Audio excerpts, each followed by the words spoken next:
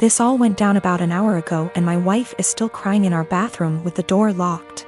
Backstory, we had our son, now 11 months old, while my wife is in residency. She took a few weeks off before giving birth, and then went back to work a few months after.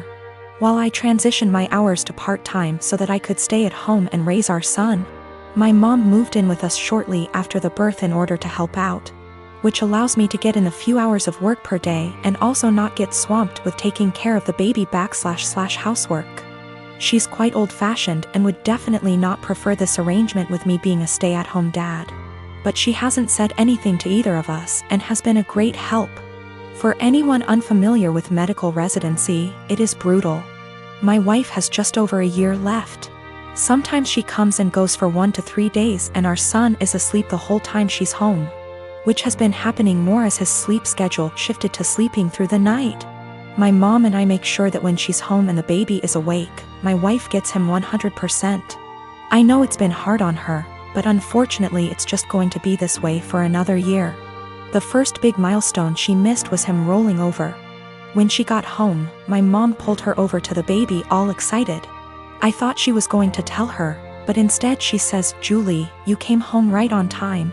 He's been moving about as if he's going to roll over." They both stood there encouraging him, and right on cue he rolls. My wife was elated. She was so worried and guilty about not being there, and she took it as proof that she can still be a present mother while working. So we continued.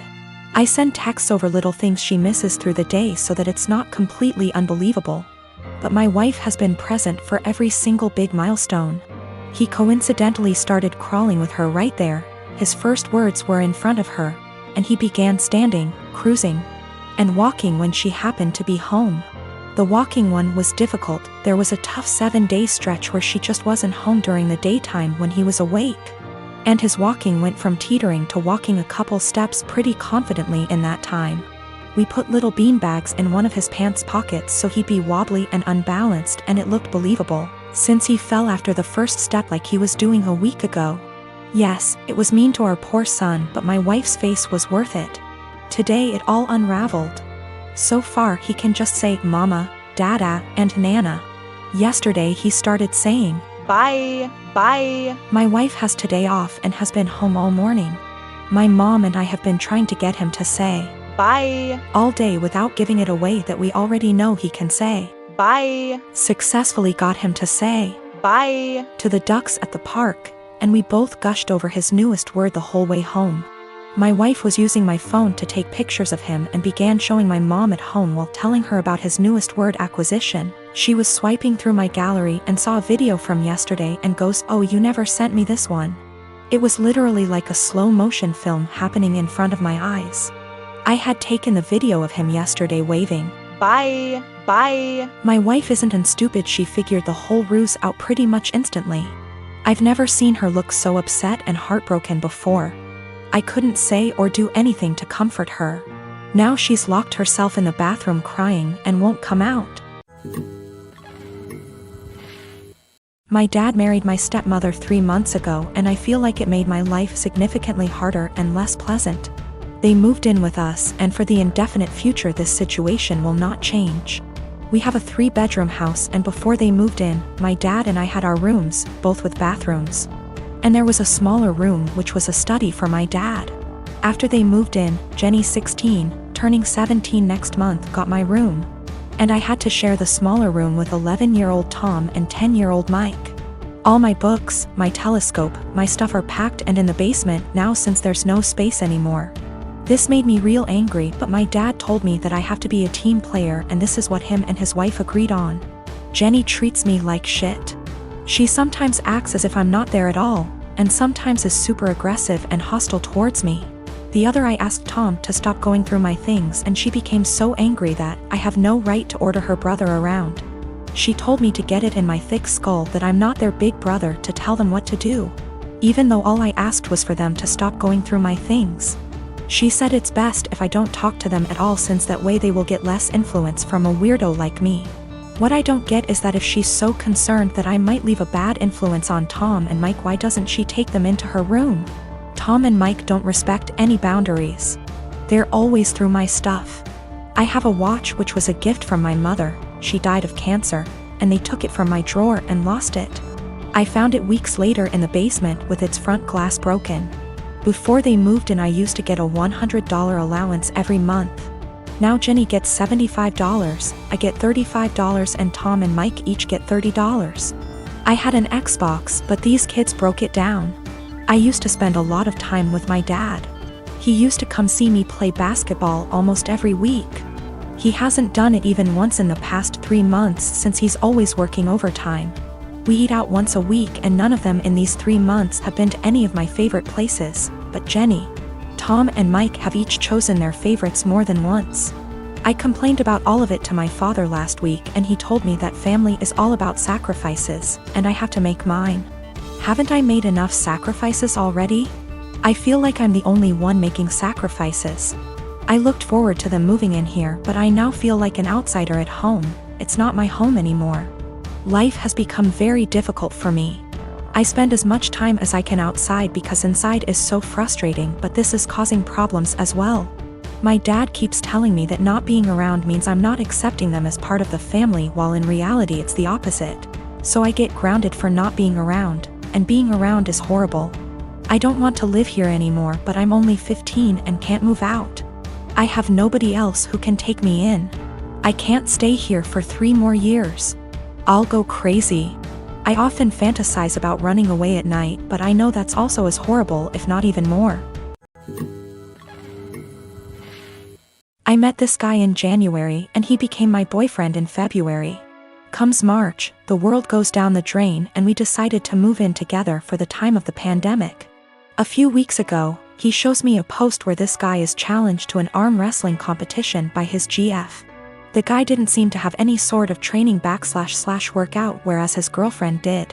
I commented he might have a surprise. My boyfriend started educating me on biology and how men are stronger than women. I told him there were way too many factors to take into consideration to make such a broad comment.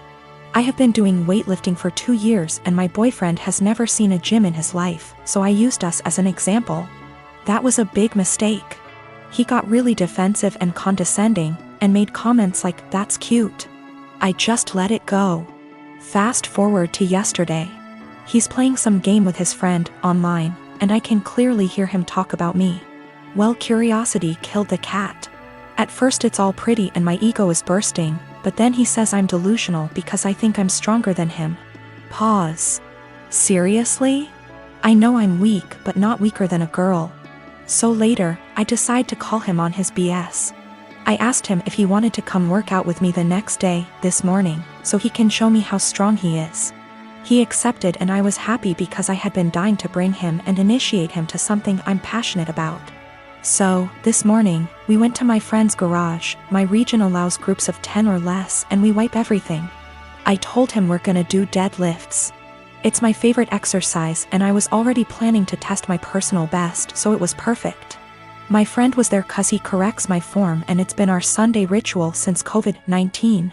We started light and slowly worked our way up, doing the same number of reps as the other. Comes 185, his form starts to crumble, so we made him go lighter. But 185 really isn't that much for me, so I kept stacking the plates. He looked very supportive and impressed the whole time. I ended up beating my personal best at 265. I was ecstatic, and so were they. When we got in the car, he was very silent. I assumed he was just tired. We got home, and that's when he exploded and asked me if I was proud of myself. Apparently, I humiliated him in front of my friend. I apologized. I didn't realize he was feeling that way. He got angry and said it really changed the way he saw me, like I'm less of a woman now. He stormed to the basement. I started collecting my things. But now I'm wondering if I should have been reading between the lines and stopped at 190 or something. Or just dropped it and never suggested we work out together. I knew very well I was stronger than him, but I just had to prove it to him. I was dating my boyfriend for 2 years. We didn't live together but lived on the same street, and I was always over at his place. We each had kids from a previous relationship, so I wanted to take the whole living together thing slowly. But we were together all the time, and I just maintained my own residence. He commuted for work, and I knew his department got a new secretary. She was younger and married and had recently had a baby. I knew they were work buddies, and I even bought a birthday gift for him to give to her. After about a year, she moved to another state. My boyfriend and I decided to move in together, and we lived together for a year when I found out that he and that secretary had some type of non-physical but still romantic relationship while they were working together. And that is why she ended up leaving, because they both realized it was not appropriate. I stumbled on old emails between them that were strange. Calling each other pet names. He was calling her baby and sweetie in work emails. Telling each other that they couldn't wait to see each other at work. Meeting up in the cafeteria for coffee every day. He told her he loved her. She lamented that she couldn't stop thinking about him while at home. They had little quarrels. I also realized that he was still Facebook friends with her. We talked a lot about this, and he said he was just so unhappy at work at the time and unhappy with our relationship, because we didn't live together, that he was vulnerable to attention from a beautiful woman. He said it never became physical, but they were very emotionally entangled at the time for many months. I had no idea at all. He said together they decided the best thing was for her to accept another job offer, which he helped her get. He's very remorseful sometimes. Other times he will tell me that it's partially my fault because I rarely stayed over. I was doing everything for him to help him out because I knew how busy he was and how stressful life was for him back then. He will also try to tell me I was too cold. I've tried to move past this. I told him he needed to delete her from Facebook, and he did. It's been over a year since I found out, but I still feel so much hurt and anger if I think about it, or if something triggers me. Even something as stupid as a movie where the man is hooking up with his secretary. It's been over a year of anger, fighting, hurt and drama. The man I thought I was with is not the guy who would speak to his married secretary like that. Should I just give up? I'm tired of feeling this way.